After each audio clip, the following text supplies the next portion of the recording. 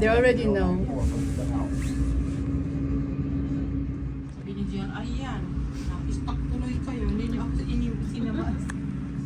We have to go back to Paris Hotel. Hindi na tayo niwaya. Pagod na tayo. Mamaya tayo mag-report ng mga unbecoming behavior.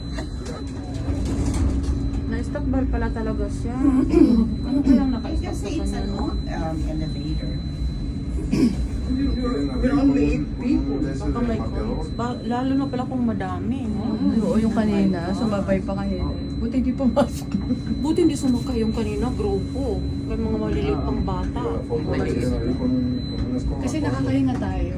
Yun nga, mabuti nga hindi sumakay yung Aircon man. kanina. Sa kami yan. Guys, sorry guys for that very unbecoming behavior. The best behavior? Sorry po. Hindi na po mauulit. Best behavior si Kat. Best behavior po si Miss Kat. 50,000 daw isa. Aray ko.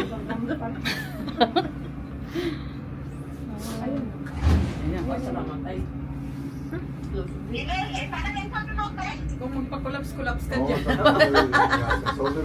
Kaya daw niya. Alin? Magpa-collapse ako para mabayaran ko sa Hindi na ako mag-duty next week. May pambayad akong credit card. Ellos están oyendo todo lo que Okay. Yeah, you guys gotta tell them that. Happy New Year! Happy New Year, guys! Happy New Year! Thank you, Father. Thank you, thank you. I'm stuck. God. Woo! Okay. Ito na. Hi guys! Ito po yung mga itsura namin. Ito po, ayan. We're just overcome a challenge.